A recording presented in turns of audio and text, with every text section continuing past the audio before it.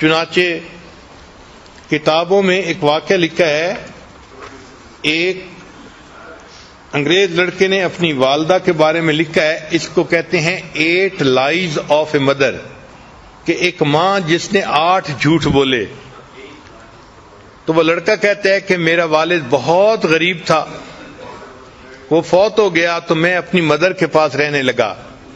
اب مدر کا کوئی ذریعہ آمدنی نہیں تھا، تو ہمارے گھر میں کھانا جو پکتا تھا وہ بھی بہت تھوڑا ہوتا تھا، اور ہمیں بھوک لگی ہوتی تھی. اور جب کھانا پکتا تھا تو والدہ میری پلیٹ میں میرا حصہ ڈالتی اور اپنی پلیٹ میں اپنے لیے کھانا ڈالتی. پھر کھانے کے دوران جب میں اپنا کھانا ختم کرنے لگتا تو ماں محسوس کرتی کہ مجھے اور کھانے کی ضرورت ہے، تو وہ اپنی پلیٹ میں سے رائس میری پلیٹ میں ڈال دیتی تھی اور کہتی تھی کہ eat this rice son, I am not hungry, کہ بیٹے تم یہ چاول کھا لو، مجھے اتنی بھوک نہیں ہے.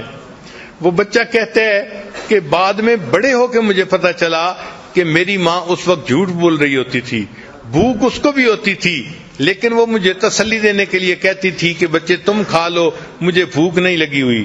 یہ میری ماں کا پہلا جھوٹ تھا. وہ کہتے ہیں کہ پھر چونکہ ہمیں کھانے میں کوئی اچھی نیوٹریشن نہیں ملتی تھی، تو جب ویکینڈ آتا تھا تو میری والدہ مجھے قریب میں ایک ریور تھا وہاں لے جاتی تھی، اور وہاں پہ ہم فشنگ کرتے تھے تاکہ اگر ہمیں کوئی فش مل جائے تو ہم اس فش کو گھر میں پکائیں اور کوالٹی فوڈ مل جائے. وہ کہتے ہیں کہ ایک دن میں نے 2 فشز پکڑی، ان کو لے کے جب گھر آئے تو میری والدہ نے ان کو کوک کیا اور مجھے کھانے کے لیے دونوں دے دیں. وہ کہنے لگا کہ میں بیٹھ کے والدہ کے ساتھ فش کا کباب کھانے لگ گیا، اور چونکہ فش 2 تھیں اور زیادہ سارے کباب تھے تو میں اس طرح سے کھا رہا تھا کہ جو فش کی بون تھی ان کے ساتھ بھی کچھ میٹ لگا ہوا تھا. تو میں کھا کے رکھتا جا رہا تھا، میری والدہ آ کے میرے پاس بیٹھ گئیں اور اس نے وہ جو بونز تھیں وہ اٹھا کے ان کے ساتھ جو میٹ تھا وہ کھانا شروع کر دیا. تو کہنے لگا کہ میں نے فیل کیا کہ والدہ بھی کباب کھانا چاہتی ہیں. تو میں نے کہا امی کو کہ امی آپ بھی کباب کھا لو. تو میری ماں نے کہا کہ نہیں بیٹا، fish eat this fish son because I don't like it, میں فش کھانا اتنا پسند نہیں کرتی، تم فش کا کباب کھا لو. اور یہ میری ماں کا دوسرا جھوٹ تھا. حالانکہ فش اسے پسند تھی اور وہ بچے ہوئے اس کی جو ہے نا میٹ کو بون سے کھا رہی تھی. پھر وہ کہتے ہیں کہ میں بڑا ہوا، اسکول گیا، پھر ایک دن آیا کہ میری والدہ مجھے امتحان کے لیے لے کر گئی. میں کمرے کے اندر امتحان دینے میں مصروف تھا، گرمی تھی اور میری والدہ باہر بیٹھی ہوئی تھی. باہر میری والدہ نے میرے لیے ایک کولڈ ڈرنک جو ہے نا گلاس میں ارینج کیا. چنانچہ جب چھٹی کا ٹائم ہوا میں باہر نکلا تو میری والدہ نے مجھے وہ ٹھنڈا گلاس شربت کا پیش کیا. تو میں نے اسے کہا کہ امی آپ پی لو. تو وہ مجھے کہنے لگی کہ بیٹے مجھے پیاس نہیں لگی ہوئی، تم پی لو. تو والدہ نے وہ سارا کا سارا جوس مجھے پلا دیا اور خود کچھ نہیں پیا. یہ میری والدہ کا تیسرا جھوٹ تھا. پھر کہتے ہیں کہ جب میں ذرا بڑا ہوا تو میرے اسکول کے ایکسپینسز بھی تھے، تو اب والدہ کو کوئی نہ کوئی کام کرنا تھا. تو والدہ نے کیا کیا کہ قریب میں ایک میچ فیکٹری تھی، تو وہاں سے خالی ڈبے لے کے آتی تھی اور گھر میں رات کو بیٹھ کے ان کے اندر میچز کو بھرا کرتی تھی. چنانچہ ایک رات میں نے دیکھا کہ والدہ ساری رات جو ہے وہ بیٹھ کے کام کرتی رہی کہ تاکہ اس سے کچھ پیسہ ملے اور میرا خرچہ چلے. کہتے ہیں صبح کے وقت جب میری آنکھ کھلی تو میں نے دیکھا تو میں نے امی سے کہا کہ امی آپ سو جائیں. تو ماں نے مجھے دیکھ کے کہا کہ go to sleep my dear son, I am not tired, کہ بیٹے تم سو جاؤ، میں ابھی تھکی ہوئی نہیں ہوں. یہ میری والدہ کا 5واں جھوٹ تھا. حالانکہ وہ تھکی ہوئی تھی لیکن مجھے اس نے کہا کہ میں تھکی ہوئی نہیں ہوں، تم سو جاؤ.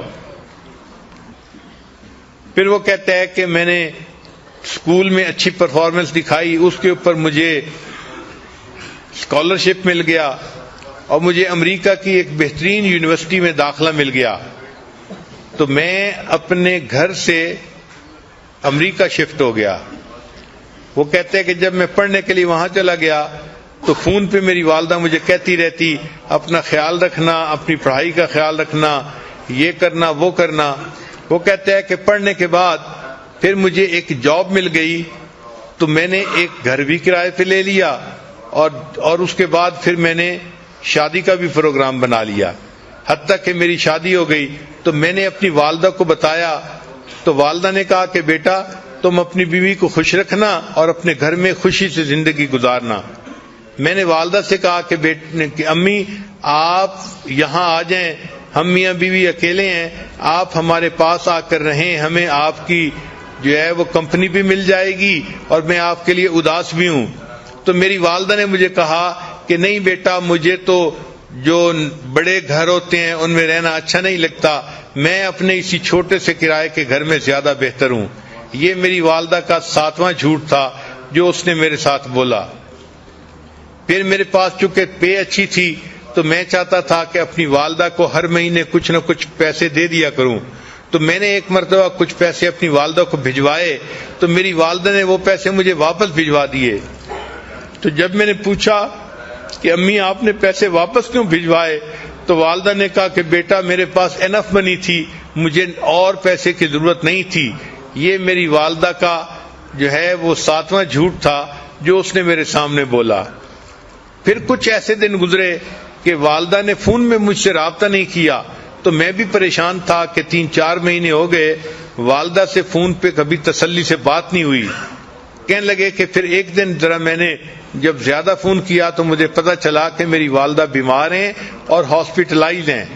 وہ کہتے جب مجھے یہ پتا چلا تو میں ٹکٹ بنوا کے فوراً اپنے گھر آ گیا۔ میں ہاسپٹل گیا، میں نے جب اپنی والدہ کو دیکھا تو میری والدہ بالکل ہڈیوں کا ڈھانچہ بن گئی تھی، اس نے بہت سارا ویٹ لوز کر لیا تھا۔ اور جب میں وہاں وارڈ کے اندر داخل ہوا تو جو نرس تھی اس نے مجھے بتایا کہ تمہاری والدہ کینسر کی مریضہ ہے، اس کو چیسٹ میں کینسر ہے اور اس کو بہت پین ہوتی ہے، تو تم اپنی والدہ کا ذرا خیال رکھنا۔ تو اس نے مجھے یہ انفارمیشن دے دی تھی۔ چنانچہ جب میں نے والدہ کو دیکھا کہ وہ اتنی کمزور ہو گئی ہیں اور اتنا ویٹ لوز کر لیا ہے تو میری آنکھوں میں سے آنسو آ گئے، میں نے رونا شروع کر دیا۔ تو والدہ نے مجھے روتے دیکھ کر کہا کہ بیٹے don't cry, I am not in pain, کہ بیٹے تم رو نہیں، مجھے کوئی درد محسوس نہیں ہو رہی۔ وہ کہتے ہیں کہ یہ 8واں جھوٹ تھا جو والدہ نے میرے سامنے بولا، اور پھر میری آنکھوں کے سامنے والدہ نے آخری ہچکی لی اور وہ فوت ہو گئی۔ تو ماں کس طرح اپنے غم اپنے بچوں سے چھپاتی ہے، خود قربانی دیتی ہے، بچوں کو پتہ نہیں چلنے دیتی۔ یہ وہ محبت ہے جو اللہ نے ماں کے دل میں اولاد کی ڈال دی ہے۔ یہ رحیمیت کی وہ صفت ہے کہ اصل میں تو رحمت اللہ تعالی کے پاس ہے، مگر اس نے اس کا چھوٹا سا ایک ذرہ ہر ماں کو عطا کر دیا تاکہ انسانوں کو پتہ چل جائے کہ میری رحیمیت کا کیا معیار ہوگا اور میری رحیمیت بندوں کے ساتھ کتنی ہے۔ وہ اپنی ماں سے کو دیکھ کے سمجھیں کہ اللہ اپنے بندوں سے کتنا پیار کرنے والا ہے۔